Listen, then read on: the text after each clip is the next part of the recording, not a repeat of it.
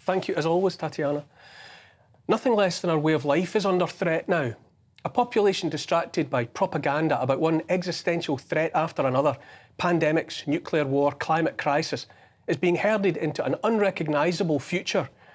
What was done in the name of COVID was grotesque, a violation of the rights of billions of people. Having seen what they can get away with, our so-called leaders have moved on, broadening their scope, as greedy for more as kids left unsupervised in a sweetie shop. What's happening now all around us is the relentless erosion, not just of our rights and liberties, but of our lives. It is so blatant what's happening, it's hard to see it for what it is, which is barefaced daylight robbery. After COVID, the C word that's supposed to be on everyone's lips, drummed into us night and day by the same complicit media that drives everything else, is climate. Climate crisis, in fact. 2 C words for the price of 1. From all sides, we are bombarded with predictions of the end of the world. Predictions, remember, computer modelling, the crystal ball gazing of the scientific world. If you believe the predictions and the science, by which I mean the pronouncement of scientists and global corporations, the same corporations champing at the bit for all the government grants and contracts to get all tooled up for making expensive wind turbines, solar panels, liquid hydrogen processing plants, and all those batteries, gazillions of batteries filled with the Earth's rarest metals and minerals. The important word to notice there is rare, in that if they're rare now, what's it going to be like in 20 years' time when all the existing stuff needs replaced and multiplied in number by a factor of 10 or 100 or 1,000? If you believe that science unquestioningly, if you can't or won't see vested interests at work, it may already be too late for you. We're to sacrifice everything on the promise of jam tomorrow, pain for a decade, until the as yet non-existent technology is invented and fills all the yawning gaps. Try selling that business pitch on Dragon's Den. I don't know what I'm going to invent, but if you give me all your money, your way of life and your children's futures, this time next decade we'll all be farting through silk. They get away with it because of the message relentlessly pumped out. The message pumped out morning, noon and night that we filthy, mostly white creatures of the West have with our greedy consumption of fossil fuels since the Industrial Revolution all but set the world on fire. If we don't stop now, or preferably yesterday, they squeal, the blue planet will shortly be a blackened lump of charcoal, leaving only a smoking trail as it hurtles lifeless through the universe. By now, generations of people in the West have been raised to accept this grim premonition as holy writ. Children are crying themselves to sleep at night on account of their certainty that the planet won't continue to exist long enough for them to grow up. This ingrained endemic terror is the breeding ground for the insanity of net zero and the suicide note for millions that is Agenda 2030. Generations alive today have been raised to believe that the planet and entire populations yet to be are far, far more important than they are now.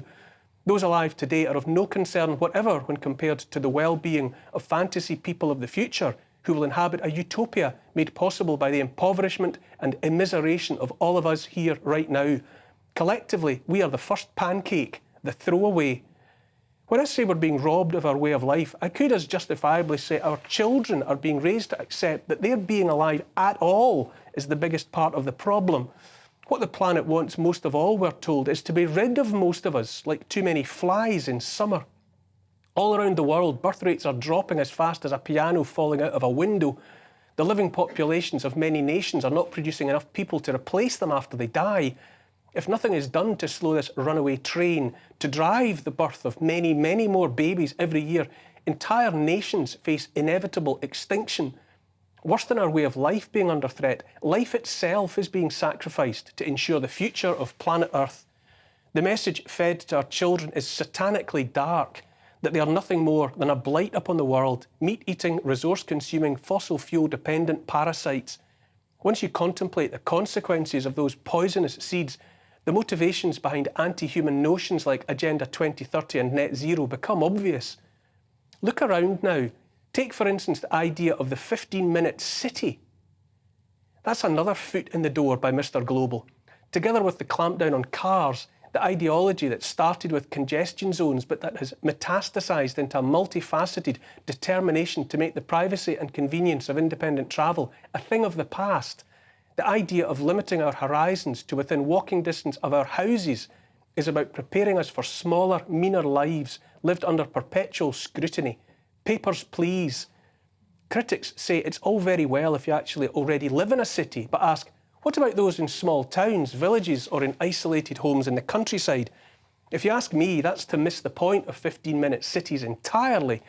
If you ask me, the evolution in the minds of the powers that be, like those little emperors gathered in Davos, where the alpine air must be thick with the smell of spent aviation fuel from hundreds of private jets, and if reports are to be believed, the cologne worn by the thousands of sex workers who've arrived in town for no apparent reason whatsoever.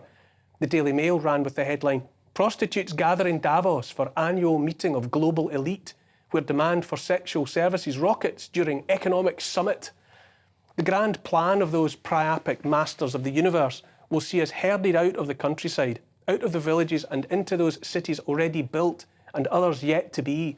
The direction of travel I detect will set aside the countryside for other purposes that us little people ought not to bother our pretty little heads about. Probably growing all the biofuel required for all those private jets, who knows? In the future, we'll all be city mice, and the country mice will be just another extinct species, like the cattle, pigs and sheep. The fear works best on children, and so much of the rest of the change to our way of life targets children first. Last week I read about Edinburgh being the first city in Europe to commit to getting meat off the menu in schools. Choice about what we eat is obviously another fundamental part of life that's being set aside without so much as a by your leave. But the utopian future is meatless, make no mistake, at least for the likes of us that can't afford to attend Davos in our private jets, or else made of some abomination grown in 3D printers in labs and sold to us as meat. And who's going to go meat-free first? The kids, of course. Those of us with kids know the truth of school meals, especially in primary schools.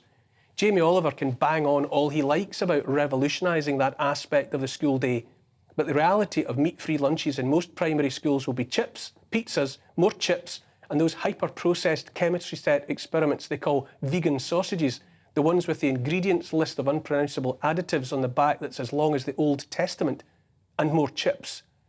Like rising damp that creeps or an airborne virus, new laws are being conjured into existence all around us, all of them shaped to profoundly alter our lives while we're conveniently distracted by a suspicious new pathogen and the threat of Armageddon caused either by nuclear war or the planet bursting into flames on account of too many burping cows and homes that are warm in the winter. As well as a way of life, old certainties dictated by nature herself are being erased.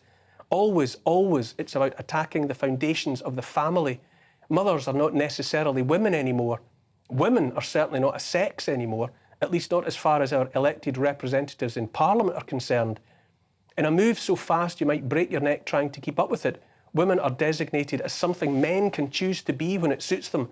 Less an adult human female, more a state of mind in a dress and a pair of court shoes. When I was a lad, the future was about world peace and teleporting to Mars for summer holidays. Instead, it's turned out to be about no more plane flights unless you're a billionaire, mass vaccinations, not for health but to qualify for a digital ID, burgers made of bugs, bikes instead of cars, a forever war in Europe and biological men urinating next to little girls in the ladies' toilets. The reams of new legislation are creeping up on us from all sides. They've demonised those on strike just in time to secure public support for new laws against striking. Oil billionaires funded the climate crisis glue-downs and soup-throwing performances in art galleries just long enough to usher in new laws limiting the right to public protest. Sliding in as well is the online harms bill, a full-throated attempt to take freedom of speech by the scruff of the neck and throw it down the waste chute as well. The World Health Organization, second biggest funder, the Bill Gates Foundation, don't forget, together with member states, is working towards a new pandemic treaty that might mean the next time, and Gates has put a hard pencil line around the year 2025 in which he predicts there will be a real doozy, it will be the WHO and not the elected governments of sovereign nations that call the shots when it comes to vaccine mandates, lockdowns, travel restrictions and all the rest. They're legislating about how we heat our homes, or rather how we don't heat them. Heat pumps that everyone with even a sketchy understanding of the laws of physics and the nature of the climate in the northern latitudes knows won't work. No more gas boilers. How long before they really do come for the wood burners, the coal fires and the gas stoves as well? How long before they decide they really will deny us every last one of the things that give us independence, herding us away from a past in which our heating and cooking is powered by fuels that can't be cut off remotely with just the flick of a switch on a smart meter. How long have we got? Health, freedom to move around our towns and around our world, the right to protest and dissent, the right to withhold our labour, freedom of speech, the nature of the food we eat, the right to refuse to accept a medical intervention, what it means to be women and men. The race is on.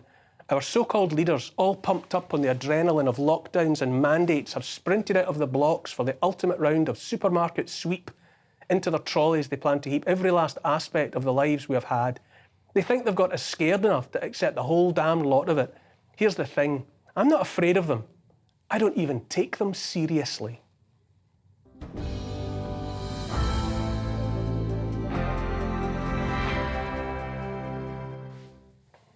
All of that's my opinion, of course, and you're free to disagree.